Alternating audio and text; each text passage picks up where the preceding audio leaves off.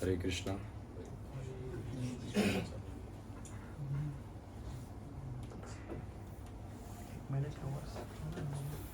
हरे कृष्णा।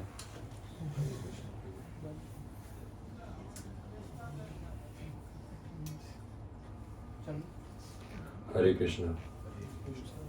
ये बजेगा तो नहीं? वो वहाँ पर होता है तो नहीं बजता है ना?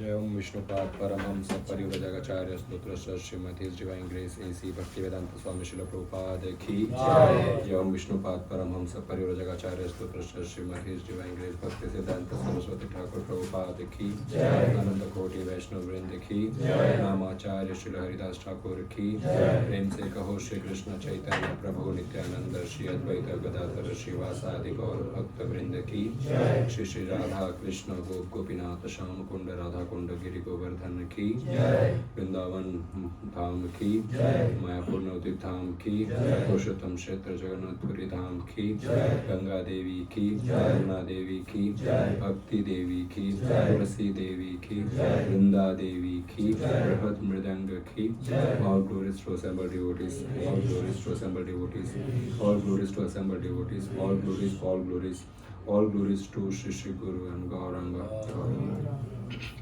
ओम ज्ञानतिमिरान्धस्य ज्ञानाञ्जनशलाकया चक्षुरुन्मीलितं येन तस्मै श्रीगुरुवे नमः।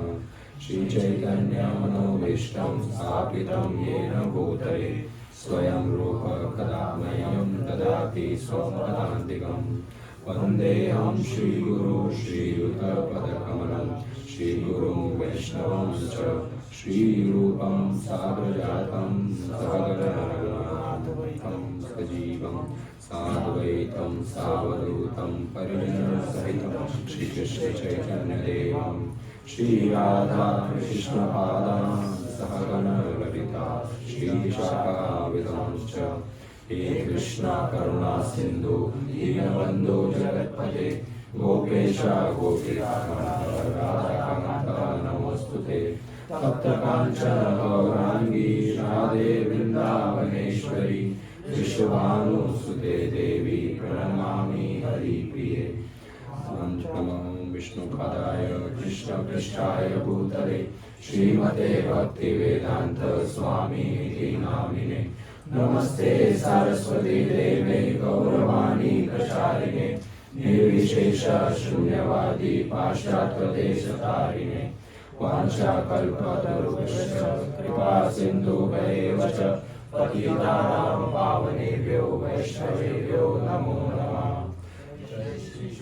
चैतन्य प्रभु नित्यानंद श्री अद्वैत गदाधर शिवासादि गौरभक्तवृंद हरे कृष्णा कृष्णा कृष्णा हरे हरे हरे राम राम राम हरे हरे। हरे कृष्ण।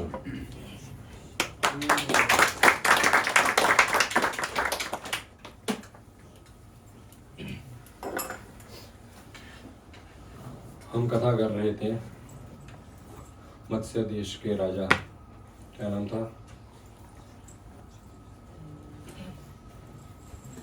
वीरत्र। तपस्या थी, और वहाँ पर ये पांचों पांडव द्रौपदी के साथ जो है ये रह रहे थे। अच्छी ज़िंदगी थी। गेम्स वगैरह युधिष्ठिर महाराज गेम्स खेलते थे राजा के साथ। अर्जुन डांस सिखाता था उत्तरा को। द्रौपदी रानी के बाल संवारती थी। भीम जो हमारे वल्लभ भाई, तो वो खाना बनाते थे, और सहदेव और नकुल घोड़ों की और गायों की देखभाल करते थे। है इसमें हाँ, वो ऐसा तो चलने दो। अब तो इस प्रकार जो है 11 महीने बीत गए। अब कितना टाइम बचा है पांडवों के पास अज्ञातवास का? 1 महीना। अभी इतना विचारों ने सहन किया है पांडवों ने वनवास में, अब 1 महीना क्या सहन करेंगे? बैठ जाइए ना आप लोग, उसको छोड़िए, बैठ जाइए।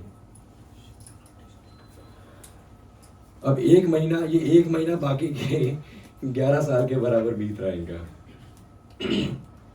एक दिन यूं हुआ कि द्रौपदी रानी के कक्ष में जा रही थी, तो रानी के एक भाई थे, उसका नाम था कचिक। अभी कचिक जो है सेनापति, कमांडर इन चीफ था मत्स्य देश राजा का, जो है वीरत्र राज्य जो है इनका कमांडर इन चीफ था। इनफैक्ट यही था जो राज्य संभाल रहा था इनडायरेक्टली। इसके पास ऐसी सेना थी और इतना पावर था कि कौरव भी इसको अब तक हरा नहीं पाए थे। इनका अपना ही अलग राज्य चल रहा था, कौरवों के अंडर ये राज्य आया नहीं था। बहुत बलशाली, कहते हैं कि केवल 1 2 3 4 के 5 लोग ही है जो इसको हरा सकते थे। कृष्ण और बलराम, भीष्म पितामह और भीम, बस ये 4 लोग ही है जो इसको हरा सकते थे, और कर्ण 5 लोग। तो इतना शक्तिशाली था ये किचक, नाम भी कैसा है किचक, इतना बलशाली था। कौरव भी डरते थे इनसे, बहुत बार हार भी गए। अभी ये रानी का भाई है, इसकी नजर द्रौपदी पे पड़ गई और लव एट फर्स्ट साइट हो गया। ये तो बोलने की बात है, लव एट फर्स्ट साइट। भौतिक संसार में कोई लव एट फर्स्ट साइट नहीं होता है, वो वास्तविक अगर उसको देखा जाए तो लस्ट एट फर्स्ट साइट होता है, लव नहीं होता है। तो अभी ये रानी के पास गया, रानी का सगा भाई है। तो रानी के पास जाके बोलता है, दीदी ये इतनी सुंदर अप्सरा जैसी स्त्री यहाँ पर घूम रही है, ये कौन है?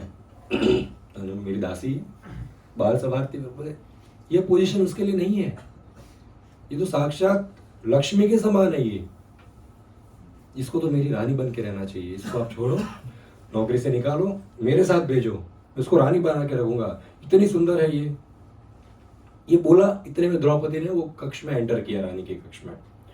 और रानी जब तक किचक को समझाए कि थोड़ा रिस्पेक्टफुल है ये, इसका बहुत सारा नियम है यहाँ पर सेवा करने का भी, काम करने का भी, और इसने आदेश भी दिया यदि किसी ने इसके साथ छेड़ाछाड़ी की तो उसको मृत्यु दंड मिलेगा। द्रौपदी के साथ अगर किसी ने कुछ भी किया तो मृत्यु दंड मिलेगा। ये रानी समझा पाए, इतने में द्रौपदी आ गई और ये किचक ने वापस द्रौपदी को देखा, बिना सोने द्रौपदी को अप्रोच किया इसने और पूछा कि आप कौन हैं? द्रौपदी ने अपना सर ढक लिया ऐसा पुरुष को देखकर, और ये पूछने लगा, आप कौन हैं, आप कहाँ से आई है, आपका नाम क्या है, कहीं आप लक्ष्मी का तो अवतार नहीं है, कहीं आप कोई अप्सरा तो नहीं है यहाँ पर भेष बदल कर रह रही हैं, और ये काम आपको शोभा नहीं देता है, इसको छोड़िए, मेरे साथ चलिए, मैं आपको रानी बना के रखूंगा। द्रौपदी को बड़ा क्रोध आया।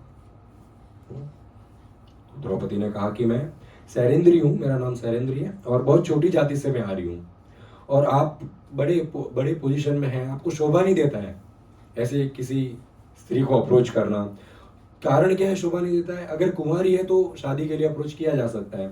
द्रौपदी ऑलरेडी मैरिड है, मेरे शादीशुदा हूँ मैं, मेरे 5 गंधर्व पति है, द्रौपदी कहती है, क्योंकि वास्तविक तो नाम नहीं बता सकती, इन लोग अज्ञातवास में, पता चल गया तो पकड़े जाएंगे। तो कहती है कि मेरे 5 गंधर्व पति है, क्योंकि गंधर्व बहुत शक्तिशाली होते हैं युद्ध में। बोले मेरे 5 गंधर्व पति है और इसीलिए आपको मेरे साथ अवैध संबंध बनाना नहीं चाहिए। ये अवैध संबंध बनाने से केवल आपके जीवन में दुख ही आएगा और ये हम सभी शास्त्रों में पढ़ते आए हैं, अवैध संबंध व्यक्ति का नहीं होना चाहिए। इनफैक्ट सनातन धर्म के जो 4 पिलर है जिसके ऊपर ये धर्म टिका हुआ है, उसमें से एक पिलर यही है कि व्यक्ति को अवैध संबंध नहीं बनाना चाहिए। यानी कि उसकी शादी हो चुकी है तो किसी और की पत्नी या फिर किसी और के पति के साथ संबंध नहीं होने चाहिए। और आजकल इतना कॉमन है कि लोग इसके बारे में ओपन चर्चा करते हैं कि मेरा उसके साथ सेटिंग है, मेरा उसके साथ सेटिंग है। अरे ऐसा थोड़ी होता है, उसके साथ सेटिंग, भगवान सेटिंग बिगाड़ देंगे फिर हमारी। तो लोगों को सेटिंग सही रखनी चाहिए अपनी। फोन की भी सेटिंग सही होती है तो ही फोन बराबर चलता है, अगर गड़बड़ होती है सेटिंग में तो फिर भगवान गड़बड़ करते हैं जीवन में। परंतु ये बहुत कॉमन ट्रेंड हो गया है। ऑलरेडी व्यक्ति शादीशुदा है या फिर किसी रिलेशनशिप में कमिटेड है, फिर भी वो एक्स्ट्रा अफेयर रखते हैं, तो ये बहुत बड़ा पाप है और दुखों का कारण है। शास्त्र में हमने जितनी कथाएं सुनी है, सबसे बड़ा तो रामायण देख लो। रावण ने क्या किया, एक शादीशुदा स्त्री को उठा के लेके आया और उसका जीवन खत्म हो गया, उसका पूरा दिशा ही बदल गया। कहाँ वो देवता जिसके राज्य में सीढ़ी का काम करते थे, ये जो ग्रह होते हैं ना, ग्रह, ये 9 ग्रह रावण के सिंहासन जाने की 9 सीढ़ियां बन के बैठे थे। ये 9 ग्रह के ऊपर पैर रख के रावण तो अपने सिंहासन पे बैठता था। इंद्र इत्यादि जैसे देवता रावण के किचन में बर्तन धोते थे, ऐसा और आता भाई का। परंतु गलती क्या की उसने, अवैध संबंध बनाने की कोशिश। किसी मैरिड स्त्री को उठा के किडनैप करके लेके आया और उस दिन से उसके सारे ग्रह बदल गए, सारे नक्षत्र उसके बदल गए। भाई ने भी छोड़ा, धीरे धीरे बच्चे भी युद्ध में मारे गए, सगे भाई मारे गए, छोड़ के चले गए, मर रहे सब। पर फिर भी वो अवैध संबंध का इतना लोभ, लस्ट इतना हावी हो गया इंसान के ऊपर कि वो खुद को बचा नहीं पाया और अंत में मृत्यु को प्राप्त हुआ। ये तो एक एग्जाम्पल है शास्त्रों में। इस प्रकार शास्त्र जो है हजारों एग्जाम्पलों से भरा पड़ा है कि किस प्रकार व्यक्ति जब लस्ट में आकर अवैध संबंध बनाता है तो उसके जीवन में कितने दुख आते हैं।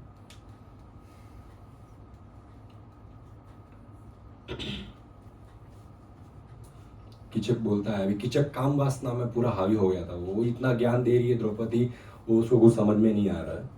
अभी किचक कहता है अगर आप मेरी बात नहीं मानेंगे ना तो मैं आपको जबरदस्ती लेके जाऊंगा। बोले कि मैं सेनापति, मैं कमांडर इन चीफ हूँ, राजा तो नाम के है खाली।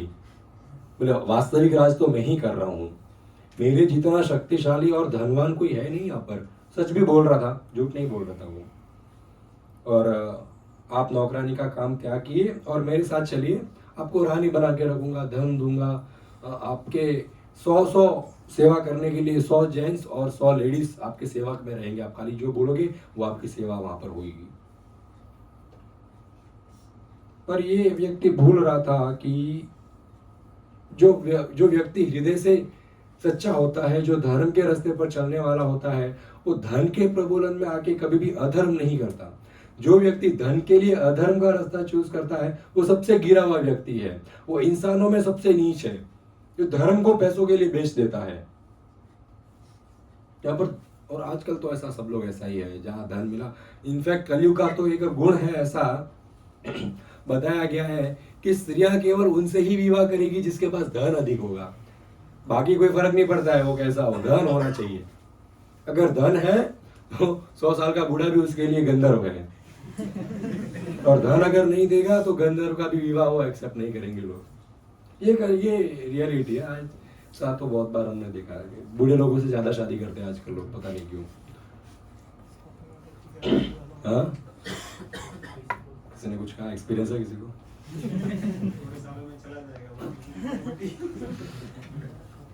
तो अभी द्रौपदी क्रोधित हो गई, द्रौपदी ने प्यार से तो समझा दिया था, फिर भी ये किचक नहीं समझ रहा था।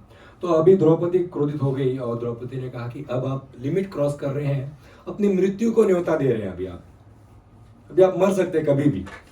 पास्ट में भी जिसने मेरे को छुआ है उनकी मृत्यु हुई है, खाली कौरव बाकी है, उनकी भी 1 महीने बाद हो जाएगी। उनका भी ड्यू लाइन अभी बस आने वाला है, डेडलाइन उनका आ गया है। पर आपकी मृत्यु आ सकती है। मेरे 5 शूरवीर पति है, गंधर्व है वो, और उन्होंने आज तक इतने लोगों को मारा है कि मैं काउंट करना भी भूल गई हूँ। और यदि आपने मेरे को छूने की भी कोशिश की तो वे 5 आकर आपको भी मार देंगे। और अगर द्रौपदी ऑप्शन भी दे रही, अगर आप बहुत शक्तिशाली है और बच के भाग गए। जयद्रथ को भी कहा था द्रौपदी ने, अगर यहाँ से भाग गए, इसको भी ऑप्शन दे रही है कि अगर मेरे 5 पति से बचकर आप भाग गए और अगर आप समुद्र में जाके भी छुपेंगे ना तो भी वो आपको वहां से ढूंढ कर लेकर मारेंगे। और अगर आप समुद्र से भागकर स्वर्ग की ओर जाएंगे तो स्वर्ग लोक में भी आकर अर्जुन आपको मारेगा, आपके लिए बचने का कोई स्थान नहीं होगा। और ये कहकर द्रौपदी कहती है कि आपकी जो इच्छा है ना किसके समान है मालूम है? माँ के गोद में जो बच्चा सोया है ना, वो जब चांद की कामना करता है ना तो वो संभव नहीं होता है, क्योंकि अभी तक तो चलना भी नहीं सीखा है, गोद में सोया है और वो कहता है मुझे चंदा मामा चाहिए। अरे तो कि तेरी ऐसा इच्छा है कि तू अभी तक माँ की गोद में है पावर के मुकाबले, और मैं चंद्रमा के समान हूँ, और तू मेरी इच्छा कर रहा है कि मैं तुझे प्राप्त हूँ, वो संभव नहीं है। और ऐसा करके जो है द्रौपदी वहां से चली जाती है। तो ये किचक बड़ा शौक हो जाता है, बड़ी घमंडी नौकरानी है, ये दासी बड़ी घमंडी है। अपनी बहन सुदेशना को कहता है कि मुझे तो बहन दीदी यही चाहिए मेरे को, तो अब इसके बिना तो मैं रह नहीं सकता, अगर ये नहीं मिली दीदी तो कल आप मेरे जनाजे में जरूर आना, क्योंकि मैं जहर खा के मर जाऊंगा। अपनी बहन को कहता है कि मैं जहर खा के मर जाऊंगा अगर ये नहीं मिली। तो बहन भाई के लोभ में आ गई। अब तक तो धर्म के रास्ते पर चल रही थी बहन ने वादा दिया था द्रौपदी को कोई पुरुष नहीं छुएगा तुमको, पर भाई का ये परिवार का मोह ऐसा ही होता है कि गलत काम करवा ही देता है व्यक्ति को। तो थैंक यू।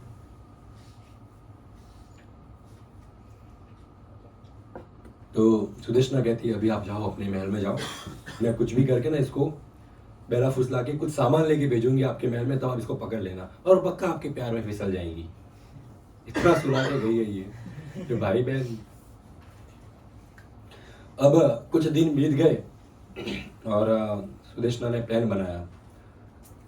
द्रौपदी को सुदेशना कहती है कि आप ये जरा मटका लेके जाइए मेरे भाई के महल में, और मेरे भाई के ही रूम में बहुत स्पेशल वहां पर एक जूस बनाया उन्होंने, खाद्य पदार्थ है वहां पर जूस, वो जरा भर के लेके आइए, मेरे को पीना है। द्रौपदी कहती है आपने देखा नहीं उस दिन किस प्रकार बर्ताव कर रहा था ये, मैं तो नहीं जाऊंगी वहां पर, किसी और दासी को भेज दीजिए। तो सुदेशना ये क्या बोलते हैं उसको दिलासा देती है कि नहीं वो कुछ नहीं करेगा, क्योंकि आप रॉयल कोर्ट से जा रही है, आप रॉयल पैलेस से जा रही है, रानी का महल है, रानी के महल से कोई गया है तो उसका इज्जत रानी कैसे ही होगा, तो आप चिंता मत करिए, वो आपको कुछ नहीं बोलेगा, आप जाइए। ये प्लान था इसका। तो द्रौपदी बेचारी रोते रोते चली जा रही है रास्ते में, तो अभी रो रही है, क्या कर रही है, तो आजू बाजू में किसी हेल्प मांगने वाला भी कोई नहीं, खाली आसमान में सूर्य देव थे उपलब्ध, प्रेजेंट थे वहां पर वो देवता।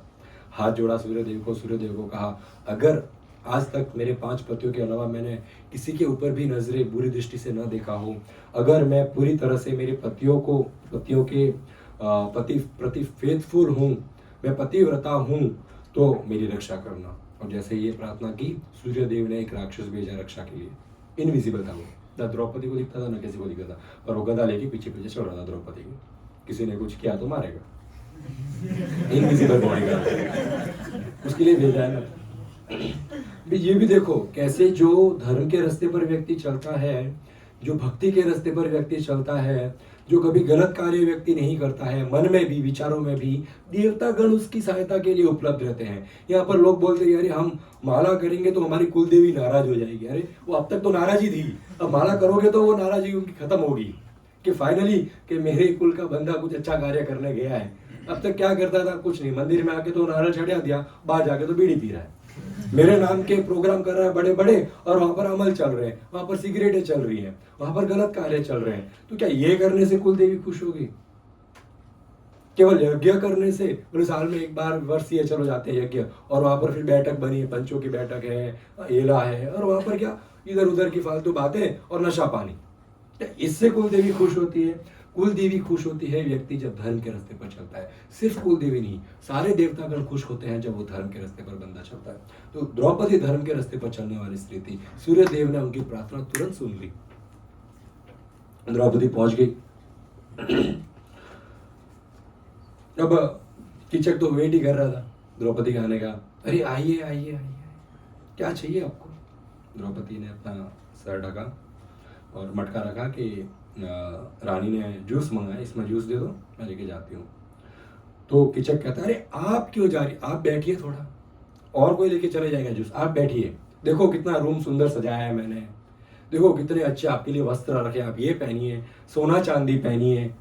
तो द्रौपदी तो मना कर दी कि बोले मैं तो ये सब नहीं करने वाली, मैं तो ऐसे जा रही हूँ। तो कीचक ने उनका हाथ पकड़ लिया, द्रौपदी का हाथ पकड़ लिया। जैसे ही द्रौपदी का हाथ पकड़ा, अभी अगर आपको याद है तो जयद्रथ ने भी द्रौपदी का हाथ पकड़ा था और धीरे से द्रौपदी ने खाली मारा था और वो इतना बड़ा राजा दूर जाके गिरा था। ये उनका तपस्या का शक्ति है द्रौपदी का।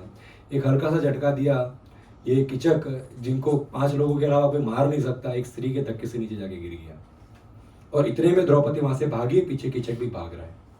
अब द्रौपदी सोच रही है किसके पास जाऊं, कौन सहायता करेगा, राजमहल में हूं, अभी यहाँ से भाग के मैं राजा के पास चली जाती हूँ। वीरभद्र राजा के पास चली गई। विदर्भ राजा वहां पर बैठे हैं, सभा भरी हुई है, वहां पर भीम भी बैठे हैं, वहां पर युधिष्ठिर महाराज भी बैठे हैं। द्रौपदी रोते हुए सभा में आई और पीछे पीछे कीचक भी आया। तो द्रौपदी राजा के सामने कीचक ने आके द्रौपदी को लात मार दी और द्रौपदी जोर से जाके गिर गई। अब हम सोच रहे हैं कि वो राक्षस आया तो उसका क्या हुआ। तो अब तक इसने द्रौपदी को हर्ट नहीं किया था, पर अभी जब इसने जैसे ही द्रौपदी को लात मारी, वो इनविजिबल राक्षस ने अपना गदा उठा के जोर से मारा इसके पीठ पे, ये और दूर जाके गिर गया कीचक। अब ये खड़ा हो गया, कौन मारा कौन मारा, दिख भी नहीं रहा है, कोर्ट के सेंटर में खड़ा है महल के, कौन मारा, और लोग भी ये कि गिर क्यों गया, गिरा हुआ ही आदमी है, कोई दिख भी नहीं रहा है। अब ये तो जैसे तैसे उड़ गया, अपने कपड़े वगैरह ठीक किए। अब द्रौपदी बेचारी वापस उठी। द्रौपदी राजा के आगे जाके हाथ जोड़ती है और कहती है कि ये आपका सेनापति मेरे साथ जोर जबरदस्ती कर रहा है, आप राजा हैं, ये पूरी प्रजा यहाँ पर बैठी है, आप लोगों के सामने एक स्त्री को इसने लात मारी है। यदि आप वास्तविक धर्म के रास्ते पर चलने वाले लोग हैं, अगर आप वास्तविक गायों की सेवा करने वाले लोग हैं, अगर आप वास्तविक भक्तों की और ब्राह्मणों की सेवा करने वाले लोग हैं, अगर आप वास्तविक दानी व्यक्ति हैं, तो ये अन्याय कैसे होते हुए देख रहे हैं आप सब लोग। यही द्रौपदी के साथ वहां पर हस्तिनापुर में भी हुआ था और यहाँ पर भी हो रहा है। द्रौपदी रोना शुरू हो गई, कहाँ है मेरे पति। वहां पर बैठे युधिष्ठिर महाराज, पर वो एज अ पब्लिक होगी उसको जानते नहीं है ना, तो चिल्ला रही है, इशारा कर रही है, वेयर आर माय हस्बैंड्स, मेरे वो गंधर्व पति कहाँ हैं जिनकी पत्नी की भरी सभा में बेइज्जती हो रही है। किसी स्त्री को लात मार के गिराना कितना बड़ा पाप है, कितना डिसरिस्पेक्टफुल है। किसी स्त्री के ऊपर हाथ उठाना कितना बड़ा गुनाह है। कोई नहीं बोल रहा, सब शांत बैठे। अब द्रौपदी बोलती है मैं कहाँ जाऊं, और राजा ने कुछ नहीं किया। क्यों पता है? क्योंकि राजा का जो किंगडम है, ये कौन संभाल रहा है? कीचक सेनापति। इसके पास इतनी पावरफुल सेना है, यही संभाल, साला है ना, साले होते ही ऐसे हैं। अब साले को कुछ बोल भी नहीं पाएंगे क्योंकि पूरा राज्य को सुरक्षा तो इन लोग ही संभाल रहे हैं। अगर यहाँ पर कोई साला है तो बुरा मत मानना, कोई हर साले का एक साला होता है, मुझे पता है।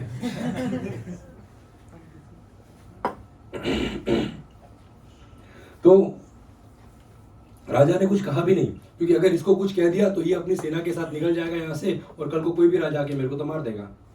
तो अब ये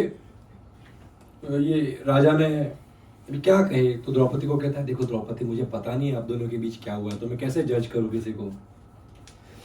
सामने दिख रहा है ये मेरा पीछा कर रहा है, इसने मुझे लात मारी है, मैं इसके पास नहीं जाना चाहती हूँ, यही तो स्टोरी है। राजा बोलते हैं नहीं प्राइवेट में पता नहीं तुम दोनों के बीच क्या बात हुई है, तुम लोग दोनों का क्या सीन है, अभी मैं कुछ नहीं कर सकता। तो द्रौपदी बड़ी क्रोधित हो गई। द्रौपदी प्रजा से रक्षा मांगने लगी कि आप लोग सब लोग ये गलत होते हुए कैसे देख सकते हैं। और प्रजा ने भी बोला जरूर ये कीचक जो है इसने ही कुछ गलती किया होगा। इतने में भीम जो है वहां पर, भीम बस अभी खड़ी हो ही रहे मारने के लिए, और युधिष्ठिर महाराज ने रोक लिया। कहते वल्लभ जरा किचन में जाओ, कुछ काम होगा, आप काम पर जाओ।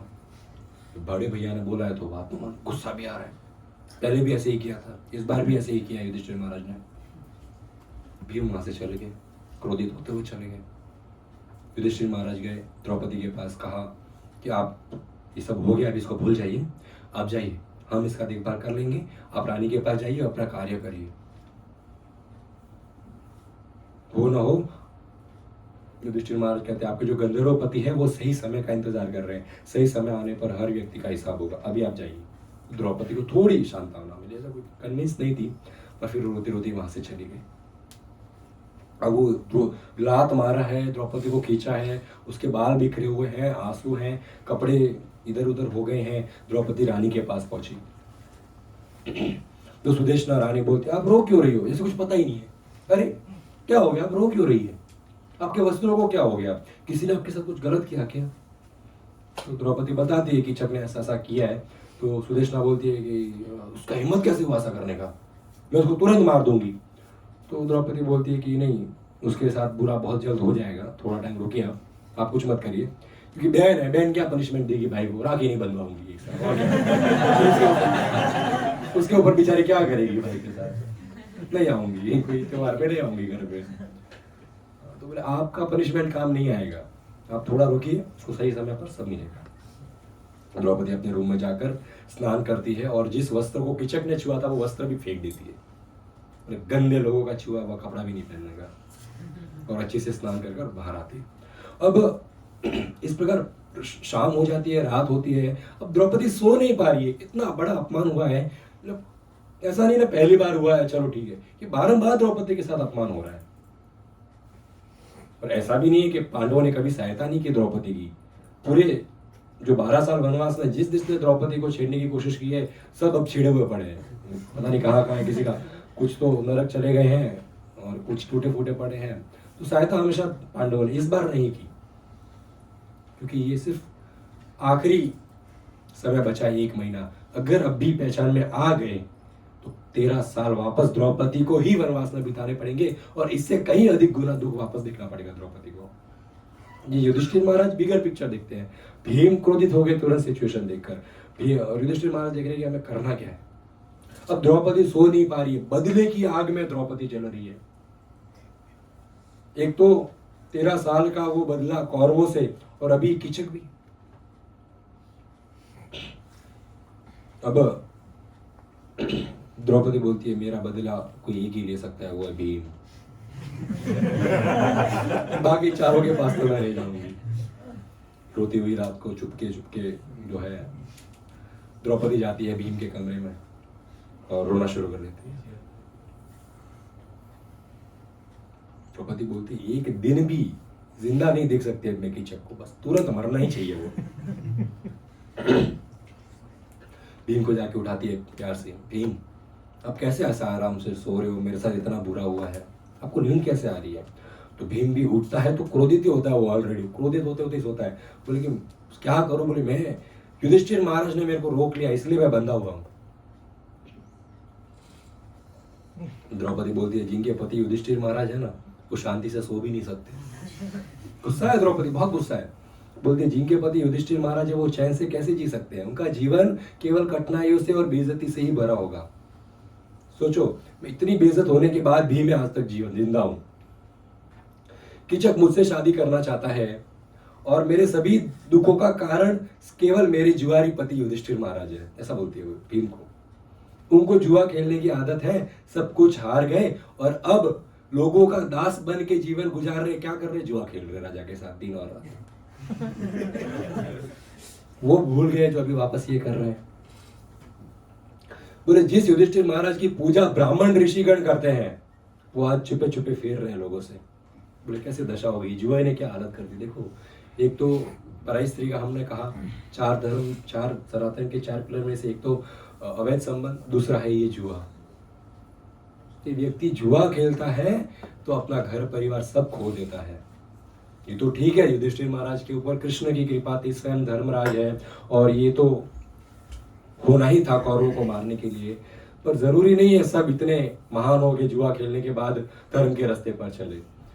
जब व्यक्ति जुआ खेलने जाता है ना, जब व्यक्ति गलत कार्य करने जाता है ना, वो धर्म का त्याग करके ही जाता है।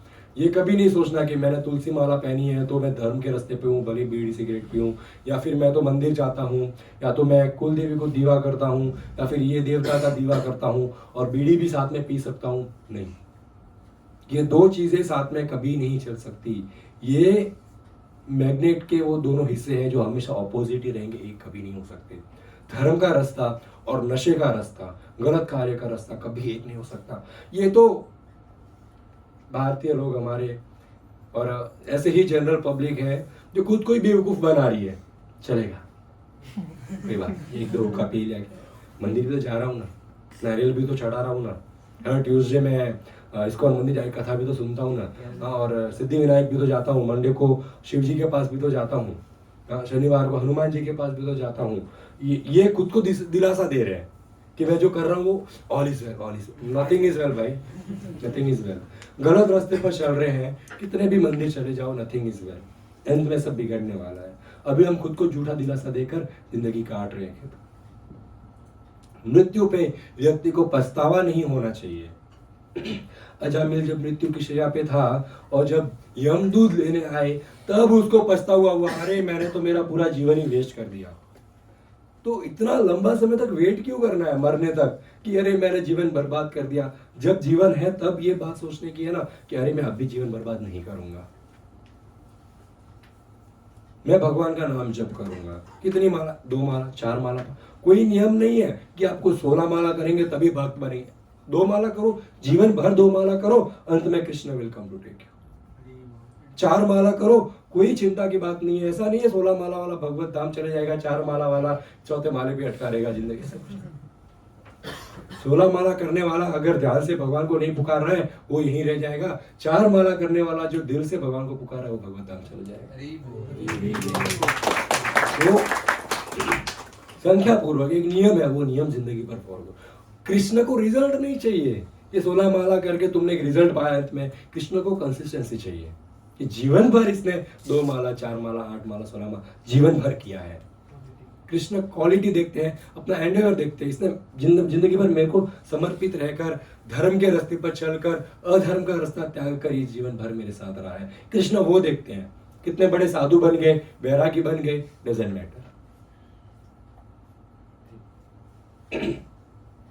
द्रौपदी तो बड़ी दुखी है, बोले जो धर्म के रास्ते पर चलते थे, जो सच्चाई के रास्ते पर चलते थे, आज जुआरी बने फिर रहे हैं। युधिष्ठिर महाराज के बारे में कह रही, भीम को कंप्लेंट कर रही है। और अगर मैं अभी तक जिंदा हूं तो इसका कारण यही है कि मैं लॉयल हूं युधिष्ठिर महाराज की। युधिष्ठिर महाराज ने इतना गलत किया है हमारे जीवन में, फिर भी अगर हम सब जिंदा है तो इसलिए क्योंकि हम लॉयल हैं, अभी भी उनकी बात मान रहे हैं। द्रौपदी गुस्सा थी पर डिसलॉयल नहीं थी, वो अपने पतियों के प्रति उसका स्नेह भाव था।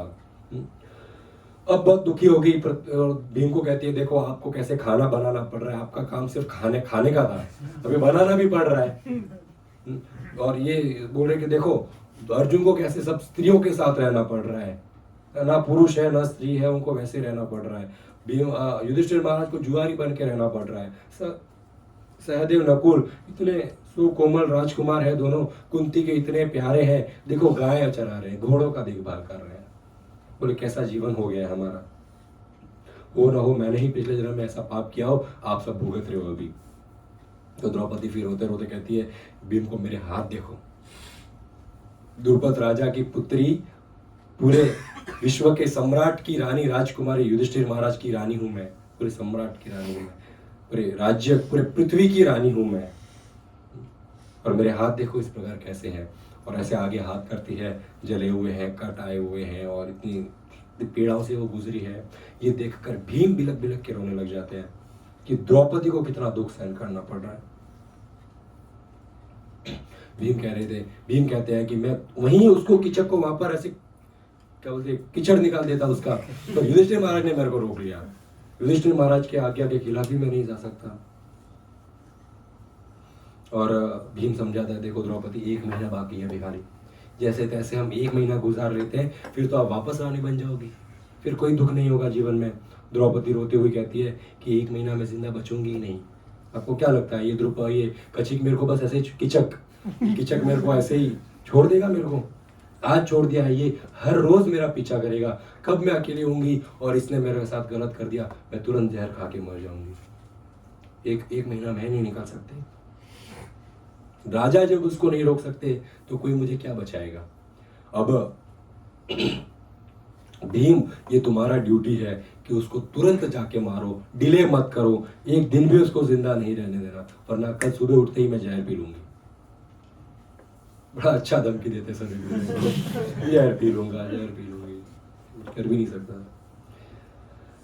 तो भीम कहते हैं ठीक है, कल का दिन किचक का आखिरी दिन होगा इस धरती पर, कुछ प्लानिंग करते हैं। चालाक है बड़ा वो, ऐसे थोड़ी किसी के जाल में, पर लस्ट ऐसी चीज है, काम वासना ऐसी चीज है, बड़े बड़े धुरंधरों को मिट्टी में मिला दिया, बड़े बड़े होशियार लोग को एक सेवक बना के रख दिया, एक नौकर बना के रख दिया, बड़े बड़े ज्ञानवान ब्राह्मण पंडितों को एक जुआरी, एक नशेड़ी बना के छोड़ देता है ये लस्ट।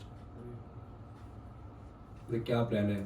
तो द्रौपदी, कल आप मुस्कुराते हुए मीठी बातें करते हुए किचक के पास जाना और कहना, किचक फाइनली मैं तुम्हारा प्रेम समझ गई हूँ,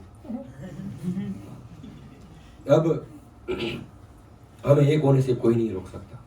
और किचक आपकी बात मान लेगा। फिर इस सिटी के थोड़ा सा बाहर, राजमहल से थोड़ा दूर, सिटी के थोड़ा सा आउटस्कर्ट पे डांसिंग एरिया, डांस हॉल है जहाँ पर प्रैक्टिस होती है। तो बोले रात को वहाँ कोई नहीं आता है, तो किचक को वहाँ बुलाना कि रात को वहाँ मिलेंगे और वहाँ मैं ऑलरेडी प्रेजेंट रहूँगा। द्रौपदी खुश हो गई, बोले वेरी नाइस प्लान। अब फाइनली दोनों आराम से सोए। नेक्स्ट डे हुआ तो द्रौपदी न चाहते हुए भारी दिल से झूठी मुस्कान रखते हुए किचक के पास जाती है और बोलती, किचक मैं आपका प्यार समझ गई, आज रात को आप सूर्य अस्त होने के 2 घंटे बाद डांस एरेना में मिलना, वहां कोई नहीं होता है। किचक चुपके क्यों मिलना है? बोलते मेरे 5 गंधर्वपति इधर ही किधर घूम रहे होंगे, अगर उन्होंने देख लिया तो फिर हमको कोई बचा नहीं पाएगा, तो हमको छुपके ही मिलना होगा। और आप किसी को बताना मत, यार सीक्रेट है, किसी को बता के मत आना कि मैं जा रहा हूँ द्रौपदी को मिलने, क्योंकि बता के गया तो मालूम पड़ जाएगा क्या हुआ उधर, बता के मत आना। तो ठीक है। द्रौपदी वहां से मुस्कुराते हुए, फेक स्माइल लेते हुए वहां से चली गई। अब किचक आता है और किचक पूरा मस्त नए नए वस्त्र पहने हैं, सैंड वगैरह उसका इतर, उस समय वो फ्रेग्रेंस यूज होती थी, चंदन का लेप खुद के शरीर पर लगाया है, बहुत अच्छा एक गार्लैंड पहना है और बस अपनी डेट के लिए तैयार हो रहा है। फर्स्ट डेट है, बोले आज जाएंगे द्रौपदी को मिलेंगे, फाइनली इच्छाएं पूर्ण हो रही है, किसी को नहीं बोलूंगा, किसी को नहीं बोलूंगा। अब ये जैसे अभी सबसे पहले भीम वहां पर पहुंचा, उनको पता नहीं था कि ये लव ट्रायंगल, ये तो क्या ट्रायंगल, लव ट्रायंगल बोलते हैं, 3 लोग हैं इस लव ट्रायंगल में, ये खाली किचक और द्रौपदी नहीं है, भीम भी इंक्लूडेड है इसमें। तो भीम पहले पहुंच गए वहां पर और एक पर्दे के पीछे जाके छुप गए। भीम को कोई क्या छुपा सकता है, खड़े हैं वहां पर। द्रौपदी थोड़ा भीम के बाजू में थोड़ा सा दूर जाकर वहां पर खड़ी है और जैसे ही संध्या हुई, 2 घंटे बीते, किचक भी पहुंच गया वहां पर। तो किचक जो है वो द्रौपदी को पुकारता है कि अरे आप कहाँ हैं सुंदरी, अंधेरा सा हल्का दिख नहीं रहा है। द्रौपदी दीवार के पास से आवाज देती है, अरे किचक आप आ गए, the most handsome person on the earth, you are here my love, please follow my voice, please follow my voice. तो ये और खुश हो रहा है, लड्डू फूट रहे हैं, थोड़ी देर में ये भी फूटेगा। अभी तो लड्डू फूट रहे, द्रौपदी बुला रही है, चले गए। अब ये द्रौपदी तक पहुंचे, इतने में भीम कर्टन के बीच में से आ गए। द्रौपदी बड़ा डोल डील है आपका, तो बॉडी बड़ी अच्छी वो भीम है ये तो। अब भीम ने बोला, बेटा कल तेरी बहन बहुत रोएगी। मेरी बहन क्यों रोएगी? मैंने उसको राखी बांधने वाला, बहुत जल्द जाने वाला यहाँ से। कल तेरी बहन जब तेरे को ढूंढने आएगी ना, तो तेरे शरीर के टुकड़े भी नहीं मिलेंगे उसको। और ये कहकर भीम कह रहा हूँ, भीम जब वहां पे लाइटें जलाते तो रोशनी होती, सबको दिखता है क्या सीन चल रहा है इधर। बोले भीम है, पहचानता तो नहीं है भीम को, अभी वैसे पहचानता है पर देखा नहीं है कभी, फर्स्ट टाइम मिलन हुआ है भीम से। तो भीम इस किचक के बाल पकड़ के घसीट के द्रौपदी से दूर लेके जाता है डांस एरेना के सेंटर में, हॉल में सेंटर में। अब नाचते हैं यहाँ पर, और जोर से पंच मार के किचक को गिरा देता है। अब किचक बहुत पावरफुल है, कीचक खड़ा होके भीम के दोनों हाथ पकड़ लेता है, पीछे से बांध लेता है और पीछे से भीम को मारता है। इतना पावरफुल है कीचक। पर भीम तो हमारे भीम भाई है, वो और डबल 10,000 हाथियों का बल है। तो क्या बोलते डायलॉग है ना, एक 10 भैंसों का दूध पिलाती थी मेरी माँ। भीम का तो ऐसा सीन है। तो भीम का पावर तो है, वो एक हाथ से भीम कीचक को मारे जा रहा है, यहाँ से पकड़ रहा है, वहां से फेंक रहा है, पर कीचक भी हार मारने को रेडी नहीं है। जितनी बार गिर रहा है उतनी बार उठ के वापस भीम के पास। एक छोटा बच्चा होता है ना, ऐसे उसको थोड़ा छेड़ दो ना तो मारने आता है, रोता भी है, उसको मालूम है वो नहीं जीतेगा बड़े आदमी, फिर भी मारने आता है। फिर वो आदमी को धक्का देता है, फिर भटका, ये ऐसा चल रहा था। हार नहीं मानेगा किचन, और भयंकर युद्ध होने लगा दोनों के बीच। दोनों एक दूसरे को पंच मार रहे हैं, कोनी मार रहे हैं, लाते मार रहे हैं। वेपन्स तो है नहीं वहां पर, हाथापाई होगी वहां पर। तो अभी डांस का हॉल तो अभी युद्ध का हॉल बन गया, रेसलिंग का हॉल बन गया, डांस हॉल की दीवारें धूजने लग गई। ऐसा दोनों के बीच भयंकर युद्ध हो रहा है, और थोड़ा सिटी से दूर है तो किसी को मालूम भी नहीं पड़ रहा कुछ हो रहा है यहाँ पर। अब भीम बोलते बहुत टाइम पास हो गया। भीम जैसे ही ये कीचक आता है भीम के ऊपर हमला करने के लिए, अपना हाथ आगे करता है, तो सबसे पहले भीम उसका हाथ पकड़ के हड्डियों के साथ उसको घुमा के तोड़ देता है। अब ये गिर गया, और ये जैसे ही गिरा तो भीम इसके छाती के ऊपर बैठकर अपनी कोनी इसके छाती में घुसेकर अपने हाथों से उसका मुंह को मार रहा है, और ऐसा मारा कि बहुत मारा। तो क्या बोलूंगा, उसको उठा के पटका, तो घुमा के मारा, इतने पंच मारे, 10,000 हाथियों वाला बल, और कीचक जो है वहां के उसके प्राण छोड़ गए, कीचक खत्म हो गया। अब द्रौपदी बहुत खुश है। द्रौपदी कहता है जो भी द्रौपदी को छुएगा, बुरी नजर से देखेगा, उसका हालत ऐसा ही होएगा। कौरवों नेक्स्ट तुम्हारी बारी। नेक्स्ट ऐसा भी होने भी वाला है ऐसा। हम द्रौपदी को भीम कहता है, हम चुपके वापस जाते हैं, खून हो गया, नहा के सो जाते हैं, किसी को पता नहीं चलना चाहिए क्या हुआ था। अभी ये भीम जो वल्लभ है वो तो चले गए अपने किचन में सो गए। द्रौपदी जाते जाते, ये तो रानी के महल में जाएगी, सैनिक खड़े वहां पर बाहर, ये सारी सेना किसकी है? कीचक की। जाके कहती है अरे तुम्हारे कीचक कहाँ है? सैनिक को तो पता नहीं, कहे फर्स्ट डेट पे गए तो थे, आए नहीं अभी तक। बोले वो डांस एरिना में जाके देखना जरा, मैंने कुछ लाश जैसा कुछ देखा है वहां पर। और ये कह के चली जाती है द्रौपदी वहां से। अभी देखो खुद के पैर में कुल्हाड़ी मारने वाली बात हो गई है। तो ये सब भागे जाते हैं वहां पर, देख रहे हैं कि लाश का एक मांस का टुकड़ा जैसा पड़ा है, लंप है बड़ा सा। बोले शक्ल पहचान में तो नहीं आ रही, पर कपड़े तो कीचक के ही है। और फिर ध्यान से देखने के बाद मालूम पड़ता है कि तो कीचक ही है, और सब शौक हो जाते कि इस कीचक को किसने मारा। दूसरा सैनिक बोलता है इसके हाथ कहाँ है? इसके हाथ और पैर कहाँ है? तब लोग जब उसको उठाते हैं तो मालूम पड़ता है भीम ने उसको ऐसा मारा, उसके हाथ और पैर मरोड़ के उसके शरीर के अंदर डाल दिए, खाली इतने से बाहर निकले कि कछुए के समान, बस इतना सा लंब है उसकी बॉडी का, मुंह हाथ और पैर अंदर चले गए पूरे। ऐसा बुरा दशा किया उसका। तो लोग को उठा के लेके जाने में भी शर्म आ रही है कीचक को।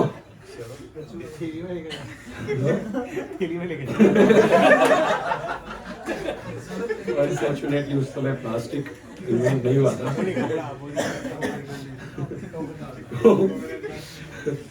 जो कीचक है यार, वो राजा के समान है वहां पर, तो उसका अंतिम संस्कार तो एकदम परफेक्ट होना चाहिए। तो उसको उठा के लेके जा रहे हैं, और फिर वो क्लिक हो रहा है द्रौपदी वो जो दासी थी उसने यहाँ पर भेजा है, और उसने सभा में भी कहा था मेरे गंधर्व पति है, छोड़ेंगे नहीं। गंधर्व पति ने, जिस दासी ने ही अपने 5 गंधर्व पतियों के साथ मिलकर इस कीचक को मारा है। ये सबसे बड़ी अपशगुनी है, चुड़ैल है। हम राजा से विनती करेंगे इसको भी कीचक के साथ जला दो जिंदा। और जाते हैं राजा के पास, और राजा बोलता है मना तो नहीं कर सकते राजा, क्योंकि अगर कीचक चला गया है पर कीचक की सेना तो है इधर अभी तक, अगर वो विद्रोह पे आ गई तो मेरा रक्षा कौन करेगा? बोले जला दो, जला दो, द्रौपदी को भी जला दो, दासी को जला दो। तो ये खबर द्रौपदी तक पहुंचती है, तो द्रौपदी भागती है उनसे बचने के लिए। तो ये सैनिक पीछे भागते हैं, बाल के साथ द्रौपदी को पकड़ते हैं, घसीटते हुए द्रौपदी को, साथ में कीचक की लाश, और ये 100 सैनिक है यहाँ पर जा रहे हैं अंतिम संस्कार किए हुए, द्रौपदी को घसीट कर अंतिम संस्कार को क्या बोलते हैं वो जगह को? शमशान। शमशान तो हालांकि जहाँ पर दफनाते हैं वो होता है, बट एनीवे कब्रिस्तान होता है। तो शमशान घाट ले जाते हैं वहां पर और द्रौपदी को जलाने वाले होते हैं। अब द्रौपदी जब वहां से उसको घसीट के लेके जा रहे होते हैं, तब द्रौपदी जो है अपने पतियों को पुकारती है, जय जयंत विजय जयत सेना जय बल, कोई मेरी आवाज सुन रहा है तो अपनी पत्नी को बचा लो। ये आवाज सुनता भी कौन है? भीम। फिर से फंस गई, फिर से बचाने की आवश्यकता है, तो अपना भीम शरीर ढाकता है, मुंह को बांधता है ताकि वो पहचाने नहीं वल्लभ है करके, क्योंकि चुपना भी तो है, 2 हफ्ते के लिए क्या इतना रिस्क लेने का। तो पूरा खुद को कवर करके आउटस्कर्ट से घूम के उन सैनिकों के पहले ही शमशान घाट पहुंच जाता है भीम, और बड़ा सा वृक्ष उठा लेता है, कंधे पे रख के खड़ा है। अभी 100 सैनिक है, बोले ये आदमी ने वृक्ष उठा के खड़ा है, आदमी है कि राक्षस है ये? और पहचान लिए तुरंत, बोले ये गंधर्व ही हो सकता है जो वृक्ष उठा के खड़ा है, और इसी ने हमारे इसके लाश देख के भी डर रहे हो। और जैसे ही मालूम पड़ता है सामने ये गंधर्व खड़ा है पेड़ उठा के, और हमारी हालत भी इसके जैसी होगी, लाश को तो वही पटकते हैं, द्रौपदी को वही उतारते हैं, और 10 दिशाओं में 100 सैनिक भाग जाते, 10 उधर 10 उधर 10 उधर। किसी को अपना दर्शन ऐसा नहीं करवा रहा है जैसा कीचक का, जैसा कीचक, इसको सच में किचका है, इसको ऐसा कीचक गया ये कीचक बेचारा। ऐसे मरना भी है तो एटलीस्ट शरीर तो जुड़ा हुआ हो तो मृत्यु भी अच्छी लगे। ऐसी गंदी मृत्यु किसकी होती है? ऐसा लग रहा था मानो कोई चूहे के ऊपर से ट्रक चला गया हो, ऐसा किसी की हालत हो गई थी। और बात भी सही है, भीम ट्रक से कम है क्या? भीम है वो। अब ये भाग तो गए पर भीम उनको छोड़ेगा नहीं। भीम एक एक के पीछे गया, एक एक को ऐसा मारा और 100 के 100 सैनिकों को पकड़ा, किसी को राजा तक पहुंचने भी नहीं दिया। सीक्रेट भी तो रखना है। सबको मार के सबकी लाश लाकर कीचक के पास रख दी। द्रौपदी को बोला आप भी चले जाओ वापस, मैं भी जाता हूँ, बोलना मत किसी को।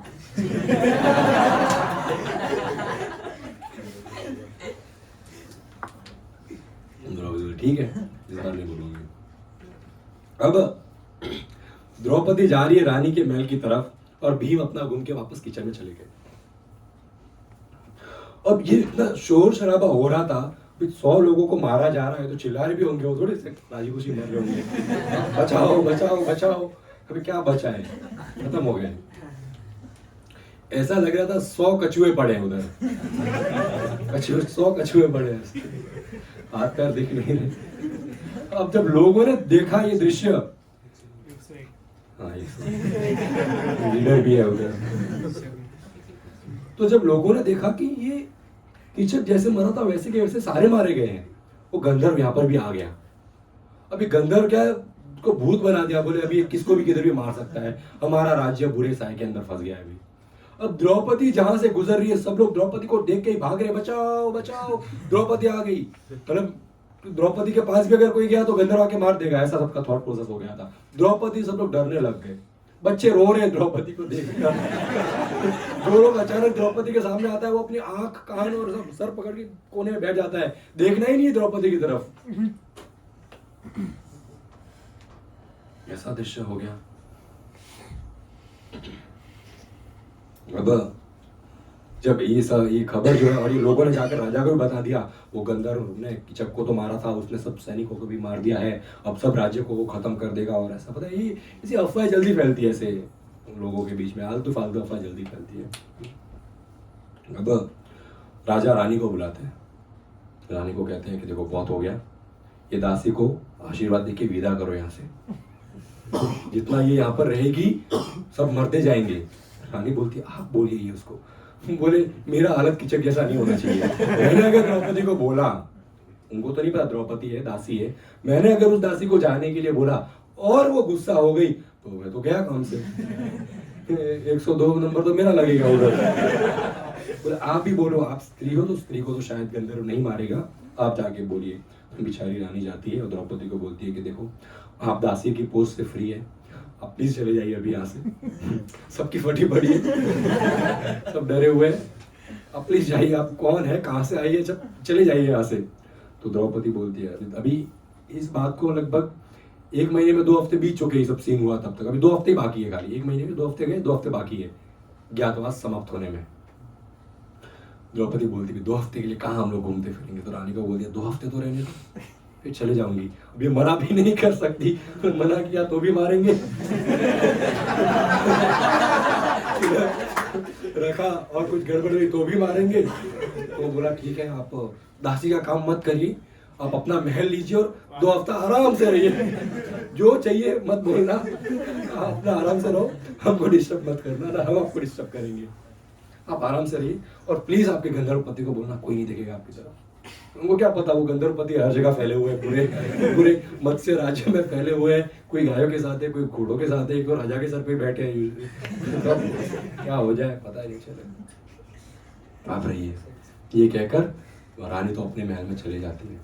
अब कीचक के मरने की खबर पूरे भारतवर्ष में फैल गई। कीचक मर गया, कीचक मर गया, क्योंकि कीचक बहुत बहुत पावरफुल था। और ये खबर कौरवों तक भी पहुंची और कौरव बहुत खुश हो गए कि फाइनली एक कांटा था, ये कीचक एक कांटा था हमारे रास्ते का, फाइनली ये मर गया, बहुत अच्छा हुआ। अब हस्तिनापुर में ये दुर्योधन वगैरह इत्यादि बैठे हैं, इन तक ये न्यूज भी पहुंची है। तो ये बोलने लगे कि देखो अभी 2 हफ्ते बाकी है 13 साल पूरा होने में, हमारे प्यारे 5 भाई कभी भी आ सकते हैं और ये अकेले तो आएंगे नहीं। और जितने बड़े बड़े जासूस हर जगह भेजे थे, कोई इनको ढूंढ ही नहीं पाया। तो कौरवों ने अपना खुद का एक थ्योरी बना लिया। बोलते ऐसा हुआ होगा कि ये हमसे डर गए होंगे 5 पांडव और 7 समुद्र पार कर कर कोई पाश्चात्य देश चले गए होंगे, अब हमको चिंता करने की कोई आवश्यकता नहीं, कभी नहीं आएंगे वापस, खुद ही ऐसा थ्योरी बना के खुश हो रहे। तो फिर भी दुर्योधन के मन में थोड़ा डाउट है कि एक फाइनल टीम भेज देते हैं जासूसों की, टॉप लेवल की टीम। 2 हफ्ते में पूरा जितना हमारा अंडर क्षेत्र आता है सब छान मारो, हर गांव, हर सिटी, हर रूम, हर जंगल, हर नदी, हर डेजर्ट, सब जगह ढूंढ लो। परमिशन चाहिए धृतराष्ट्र की। तो द्रोणाचार्य वहां बैठे थे। तो द्रोणाचार्य कहते हैं कि दुर्योधन, पांडवों का अंत कभी हो ही नहीं पाएगा, आप ये सोचो ही मत कि आप उनका अंत कर दोगे।